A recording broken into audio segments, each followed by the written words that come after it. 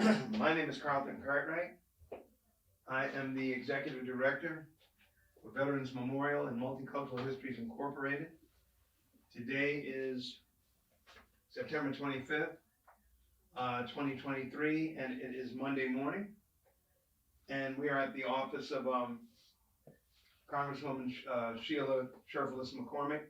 They've been kind enough to allow us space for these interviews here in Broward County. And sir, what is your name? My name is Alvin Pollock. I'll spell the last name as Pollock. Okay, all right, Mr. Pollock. But pleasure to meet you. Where were you born? I was born in Thomasville, Georgia. Okay. And what were you doing before you went into service? I was born in Thomasville, Georgia. I was raised in Miami, Florida. I went to high school and in Miami, graduated from high school, played a little sports during my early teenager years. Right after high school, I joined the United States Marine Corps. Okay. When is your birthday? My birthday is February 24, 1954. Okay, and what city do you live in now? I live in the city of Davie, D-A-V-I-E, Florida. Okay. What branch of the service did you say you were in? I was in the United States Marine Corps. Okay. And so just before you went into service, what were you doing? Before I entered the service, I was a teenager. Had a little side jobs. I was 18 years old. Right. Me and my buddies, we decided to go into the military. Some of them picked the Army. I picked the Marine Corps. So prior to my graduation, I went through the process. And upon graduation from high school, a week later, I was off to boot camp. Okay. All right. And where was boot camp? Boot camp was in it was in North Carolina. What was it? Camp? Fort Bragg? No, it was Camp Lejeune. Okay. Yeah, okay. Camp Lejeune. I'm sorry. No. Yes. This is a long time ago. Yeah, so We're all trying to hold on to some of these memories. Okay? Yes, sir. Yeah, it was Camp Lejeune. There you go. Okay. Were you drafted or did you enlist? No, I volunteered. I enlisted. Okay. All right. I volunteered to go. First time I ever been on an airplane. That was an experience. That was an experience in 1972. Right. Travel, first time really being away from home for the first time in my life, without your parents or some type of relative, Yeah. So it was a new experience for me. Okay. And why did you choose that branch of the service? Because being young as I was, I chose because everybody told me that it was tough. The Marine Corps is this over the next branch of service, Yeah. For bragging rights. Right. This was all neighborhood, bragging rights. So I decided to go into the Marine Corps. Because I played football and I thought I was a tough guy. Right. Okay. It sounds like you found out different when you say that. Yes, sir, I did. Trust me. Well, tell us about boot camp. What was it like? How's the food? What was the regimen? Well, growing up back in that era and talking to all my buddies that went to the Air Force, they had their own little rooms. The Army guys was a little bit better. We was totally different. It was a different experience. The food wasn't that great. I decided in my career to go in during the summertime because I figured, I wasn't exposed to cold weather that much, being a Florida boy. So I said, you know what? Let me go in the summer. I can put up with the heat, but I don't know how I'm gonna do with the winter training. Right. Boot camp. So I went during the summer. That's why I went early, and they forward me, fast forward me into boot camp during the summer, and it was rough. I mean, we had the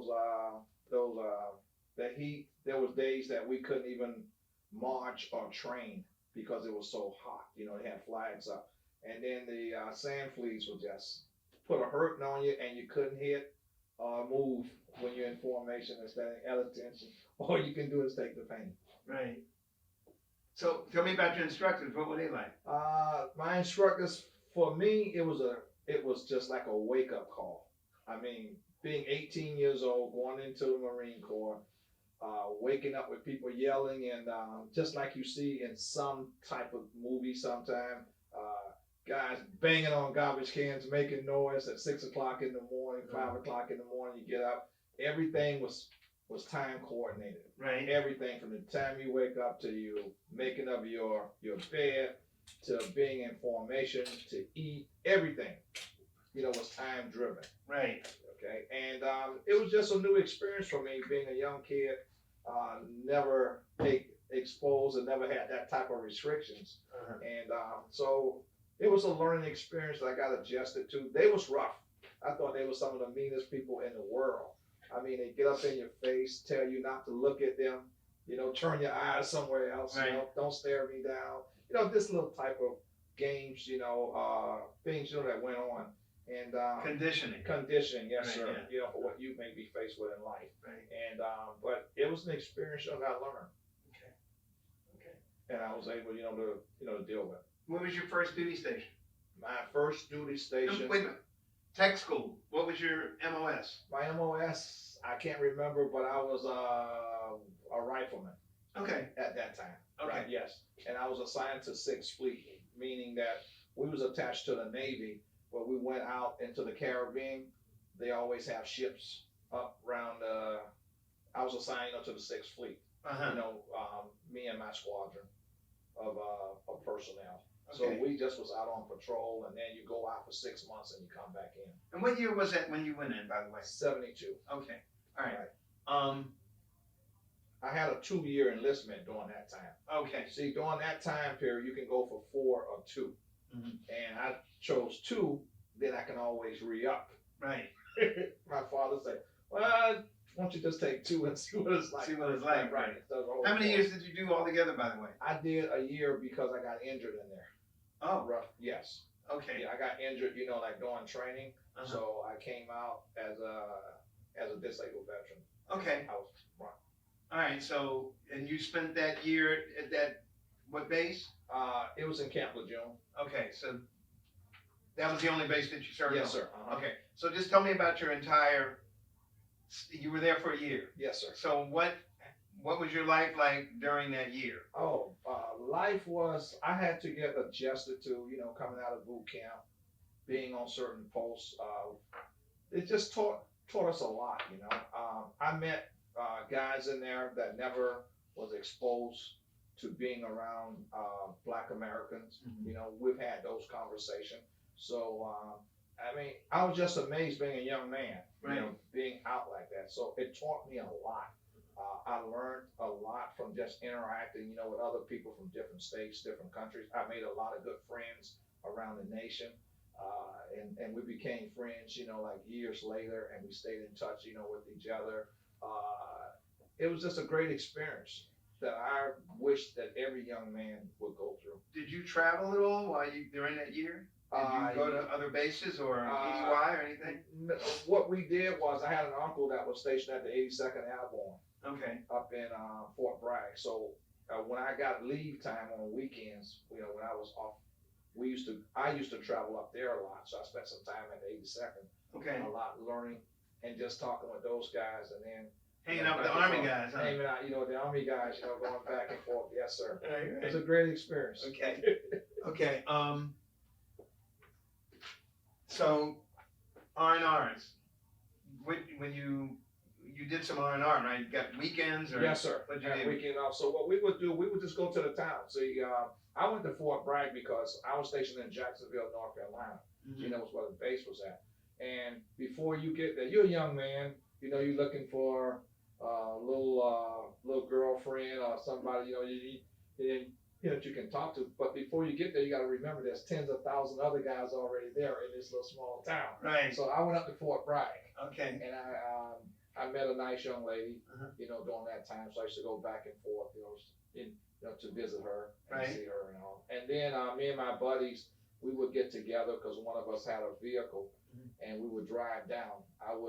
He stayed in Orlando, so we would team up, and I would catch a ride all the way down to Orlando, and from there I would catch a bus Uh-huh. to Miami, to go back home, during that time period. Okay. Right. And so Miami is your home state? Yes, sir. I mean, home city? Yeah, yes, sir. Okay. I grew up, went to school there from elementary school on. Uh-huh. Yeah, I was just born in Thomasville, yes. How's the food? The food wasn't bad for a young man at that time. I mean, it was okay, but it wasn't bad. But I remember going through training. I had to adapt to a lot of things I wasn't used to eating. We call them rations. Sea rations? Yeah, sea rations. Yeah, So, MREs? yeah, MREs. There you go. It's the correct name. Right. Yes. We had to get used to eating that, and we had to eat it no matter what, whether it was raining and all that. So, just learn survival skills. Learn how to adapt. You know, as a man, you know, growing up. So that's one thing the military teach you, and discipline. Yeah. Yes. So I just learned a lot as a young man during that period, and it helped me in my future, you know, career. Nice. Right. Nice. So what was your job during that year? You said you were a marksman. Yeah. What did you do, report to work every day, and what did you do? We did a lot of training. Okay. You know, when we wasn't out at sea, you know, so we just pretty much training. I went in during the Vietnam War. They wasn't sending troops over at the time. They was downsizing and bringing everybody back home. Okay. During the year, you know, that we went in. So I was, believe it or not, I was looking forward to, again, being a young man, don't know, I was looking forward, you know, to going overseas and all, but I never got the opportunity because everything was downsizing during that time. Right. You know, they was negotiating exit strategies and all that stuff. So we just pretty much stayed stateside. Right. And just did training, you know, with the Navy, and sometimes, you know, we would train, you know, the Army guys and all. What were your immediate supervisors like? Immediate supervisor, let me say this, at first it was all white, drill instructors, but we was able to get a black drill instructor, and he was pretty cool because you feel like that you can relate to him. I'll never forget when my drill instructor told us that this was the first time the Marine Corps has had this many blacks being in one platoon. Wow. And he had the honor of training us, and he just flat out told us that they didn't look for us to make it, a lot of us. Right. That he was looking for failure, because in the Marine Corps, it was more whites than it was blacks, you know, during that time. Right. So we went through a couple of drill instructors, and then was able to get a black drill instructor, which I thought, you know, was an amazing, you know, man at the time. Right. Right. Nice. Somebody that you can relate to. Uh-huh. Right. Yeah, especially back at that time, that was special. Yes, sir. It was very special. It was rough. There was some discriminatory issues during that time. Like what? Well, me and my buddies, you know, we was on our way home one time, and we got stopped by law enforcement. And we what happened? got stopped, you know, by law enforcement, and we was traveling, and he said, you know, that we were, he said that we were speeding, so he pulled us over. We told him, you know, that we was in the military and all. It didn't mean nothing to him during that time period, so we had to pay money on the spot, you know. Really? Right, you know, to proceed on. So instead of going to jail. Right. So I mean, and we told him, you know, we was on our way home from the military, and we were just on leave. They don't want to hear it. So I found out, even though you had the uniform on and you went places, you were still discriminatory because of who you were. You know, the color you stand there. Right. That people still would reject you, you know, and look at you still, you know, sort of differently. No matter what. No matter what, you know, during that time period. You're talking 72, you know, 73. Yes, sir. Gotcha. So there was no changing from what I've heard, you know, before, you know, previously. Mm-hmm. What do you mean what you heard before? What do you mean? Well, I heard about the discriminatory practices and things, you know, prior to me, you know, getting there. And certain places, you know, that, you know, being a military man, that you shouldn't go into certain towns, certain this, because people still didn't accept you, even though I wore the uniform. Right. And wore places, you still wasn't accepted. Right. You know, so they just told us to be careful about that and our travels and all that stuff. I totally understand. So, tell me about your injury.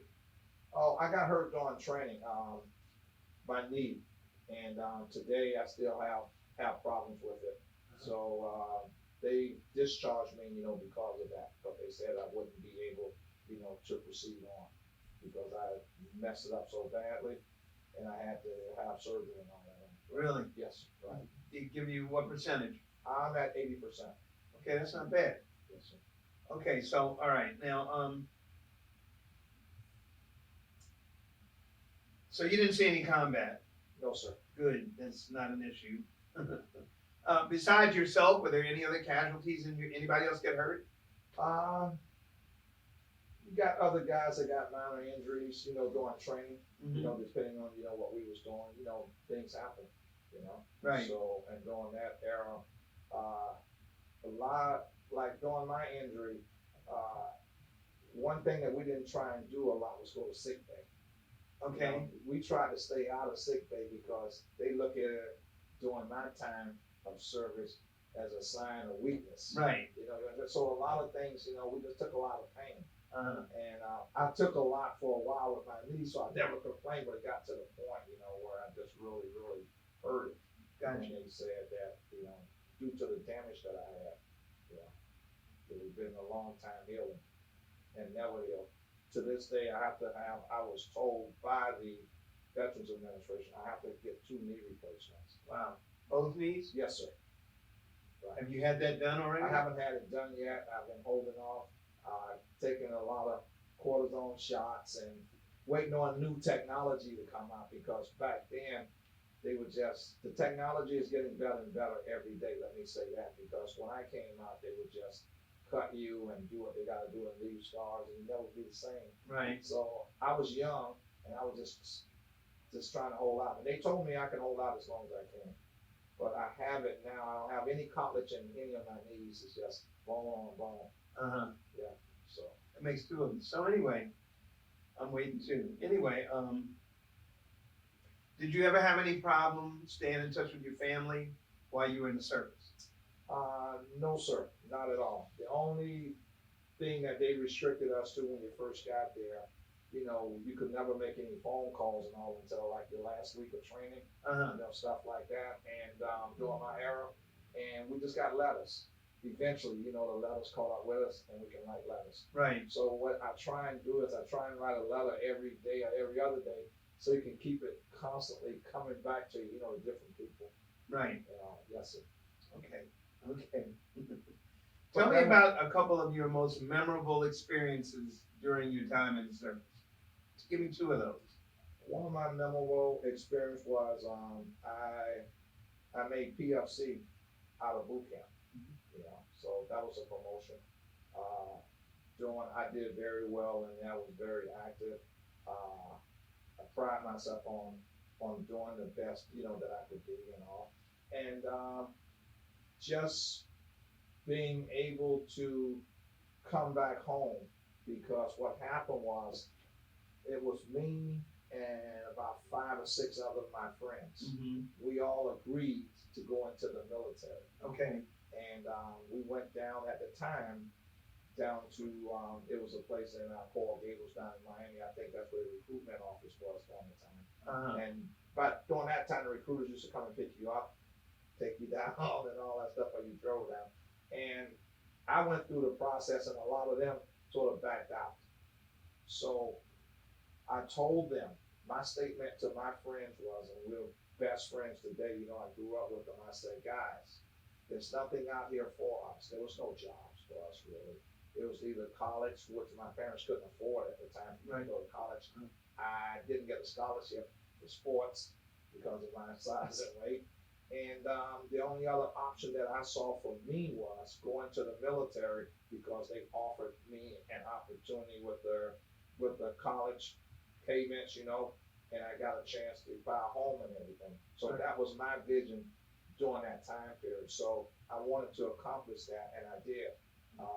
By going in, I got an opportunity, to go to college. They paid for it, for me, to get my degree. Uh-huh. And I told my friends, I said, guys, I'm gonna go and come back, and you guys gonna still be standing on this corner. and I left and came back and it was still standing on my phone. And I said, I just wanted to make something out of myself. I Right. wanted to step away from my parents and just do something, good, and I wanted to be that person to show others that did. So after I went in, other friends of mine went into it, Okay. that was behind me. So they joined different branches of the government, the Air Force, the Army, all that stuff. So, Gotcha. Okay, awards, medals, and citations. The only thing I pretty much got was just stuff out of basic boot camp. Sharpshooters, those type of awards. Right. Other little combat medals that was going on during those periods, but it was nothing special. Okay. No, sir. Okay.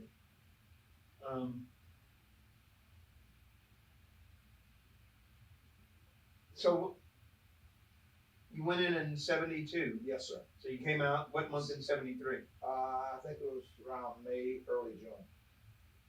Okay, so what were your plans so when you realized that you were injured, you realized you were getting a disability, Yes, sir. what was your planning, after separation for your life, for your career? My plans was to get a job, good job, finish my education, and have a family. So what did you do? What actually transpired? Okay, so when I got out of the military, I took the test for the Postal Service.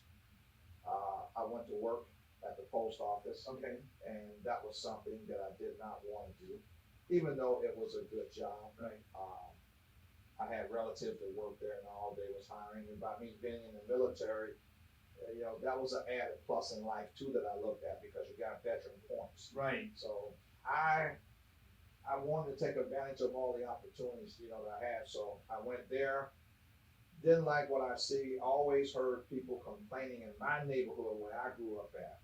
Uh-huh. I grew up in the Liberty City neighborhood. Okay. So growing up there, we always had issues in our surrounding neighborhoods. We had a lot of love on my street, the neighbors and everybody. Right. A lot of respect, that's the way we was raised. Anybody can punish you or do what they want to do because that's the way we grew up.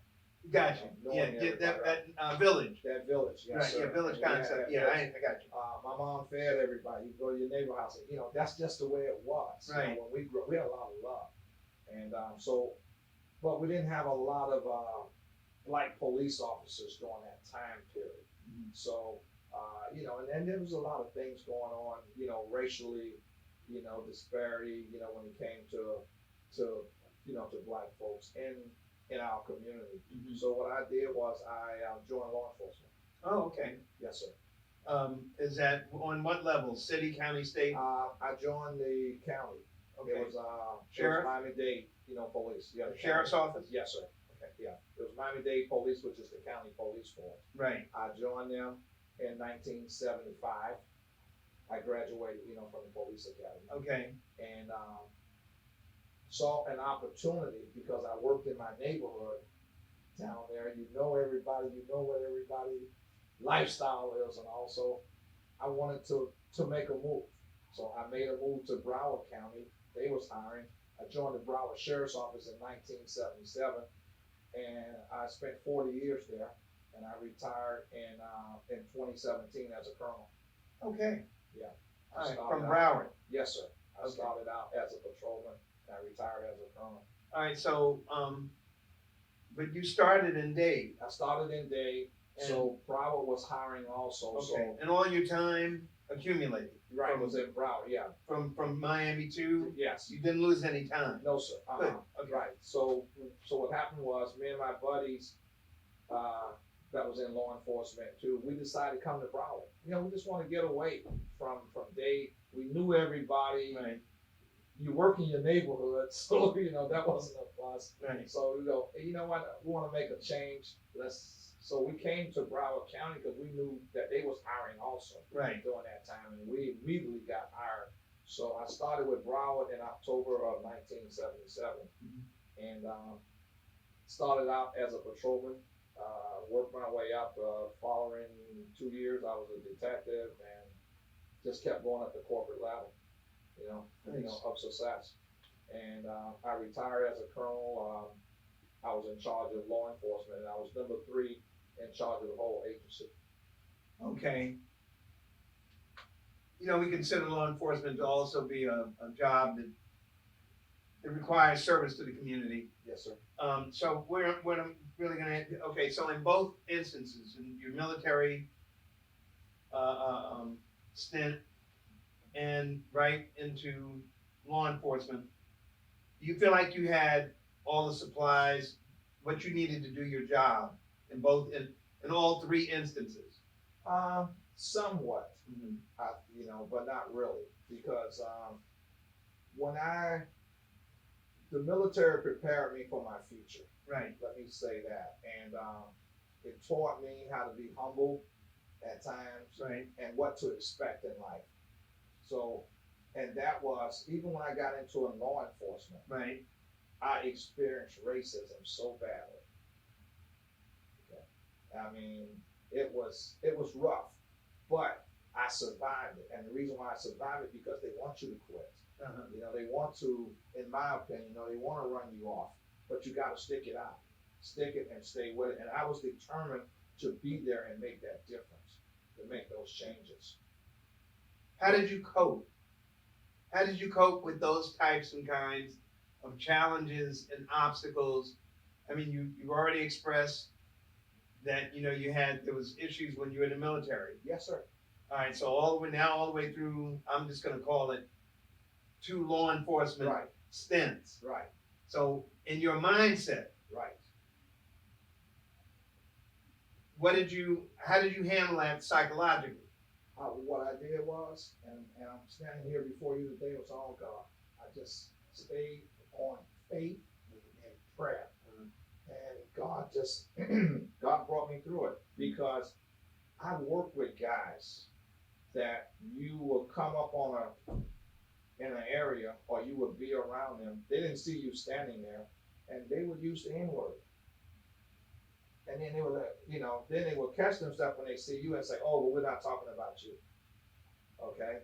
I had a sergeant who told me one day, my wife told me to bring a spade home to do something. But see, I at the time had no recourse. We didn't have no unions. Right.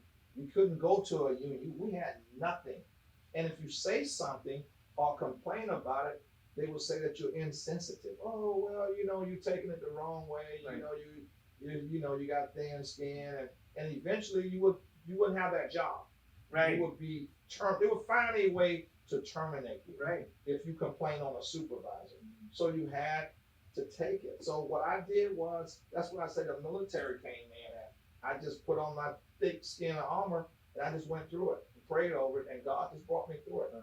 He really did. I'm telling you, I've seen the racism where, like during my time period in law enforcement, early on now, things are different in this new generation, but black guys couldn't date white women. Right. If they had them, you wouldn't be on the force long. If they found out about it, they would find a way, to terminate you. And it's just things like that, and how blacks was being mistreated. I wanted to be there to make that difference, because I believe by me being there, I saved a lot of lives and saved people from more abuses by me being on the scene, because I wasn't gonna have it. Gotcha. You're right. And I also taught people what to do and what not to do, and how to go about doing things, to have a victorious, In your day-to-day, how did you handle the stress? There was stress. I mean, the job is stressful. The job is very stressful, yes, sir. I would talk to my wife at the time I got married, and we would discuss things, and I talked to other close friends about it. That was my distressor.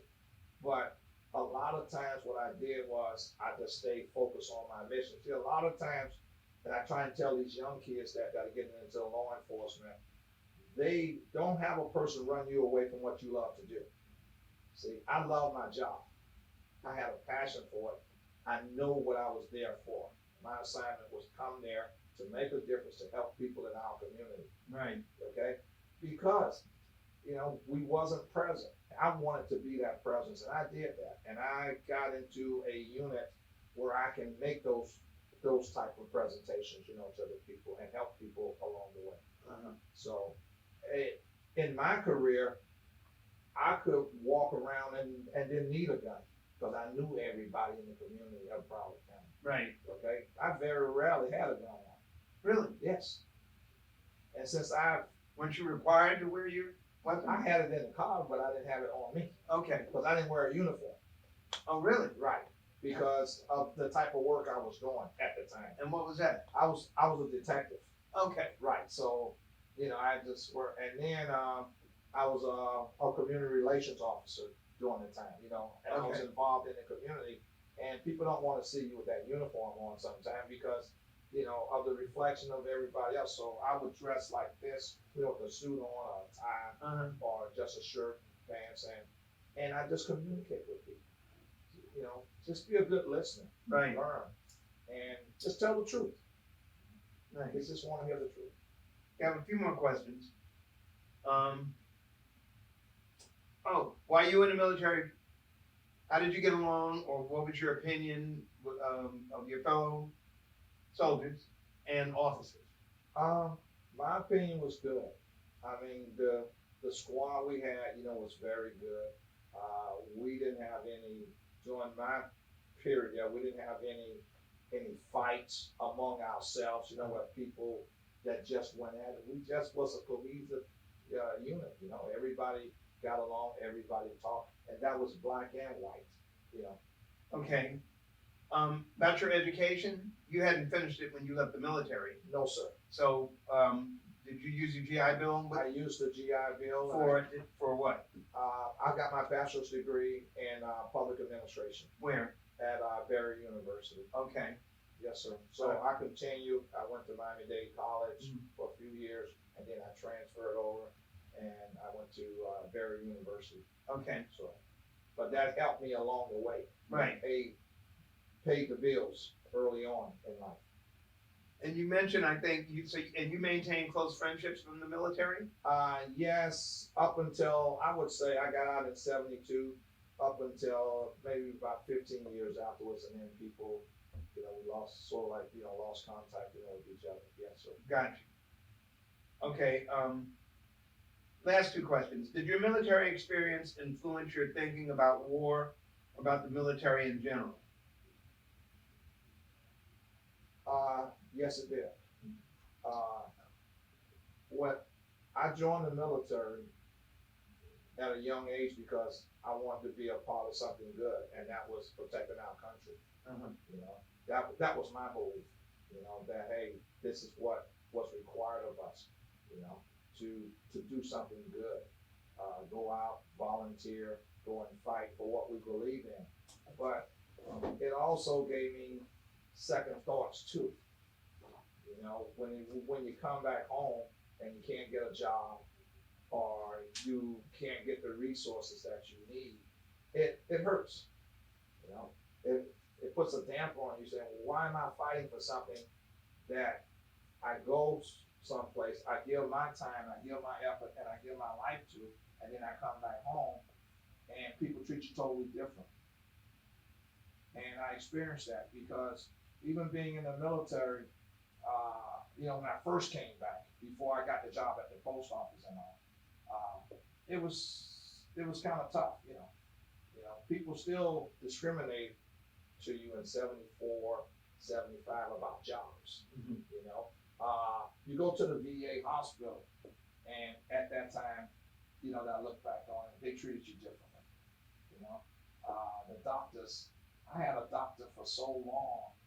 I mean, the guy would give you'd be there for almost 4 or 5 hours, and he would spend 5 minutes, 10 minutes with you, never even touch you. All he did was, he just told him, what your problem was, and he writes out a prescription and send you on your way. Uh-huh. I thought that was unusual. How about, and many times I had to go there. I got my knee drain and all that stuff, because of the fluid, excessive fluid in my knee would swell out, things like this. But I had those doctors that they act like they didn't want to touch it for some reason. Right, I hear you. And I experienced all this, and then getting into law enforcement, and they treated us differently.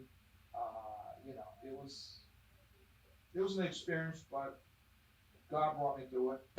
My mom always grew us up on faith, so I had to go to Sunday school and church. Okay? So my Sundays was taken up. I thought she was so mean, but I love her today for it I hear you. because I had to do both. So when I went to the military, that's what I fell back on, Uh-huh. my spiritual belief. So when you had those rough times, you pick up that Bible, and because that's what they would tell me to read this verse, read this. When I was in there, you make those phone calls home, Right. and you explain to them. They would tell you to read this and read that. So Uh-huh. that's what I did, and that's what took me along the way. Right. You know? Okay. How did your overall, how did your service and experiences affect your life?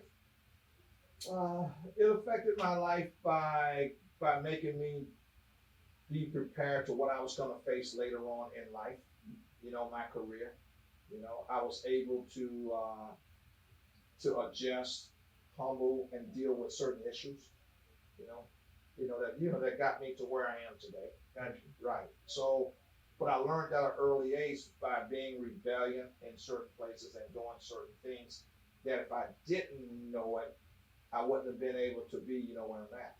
Mm-hmm. So it was something that there's an outlet that you can take and people to go to, that'll help you along the way.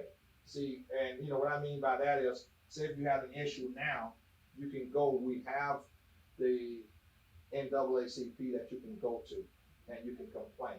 You have the EEOC, you just have outlets that you can go to that you can share your experience with when you know that it's wrong. We didn't have all that back then. We had nothing, Gotcha. zero. You join a police force back in those days where we had to have our own black organizations because the white establishment didn't accept you. Right. You didn't have a voice. Right. You had nothing. So that's why you have a lot of black police groups today because back then, we couldn't. Mm-hmm. Okay. Is there anything else that you'd like to add that we have not covered in the interview? No, sir. I just want to thank you for the opportunity. I want time to be here, this morning. Well, I need to thank you for a great interview, and I also want to thank you for your service.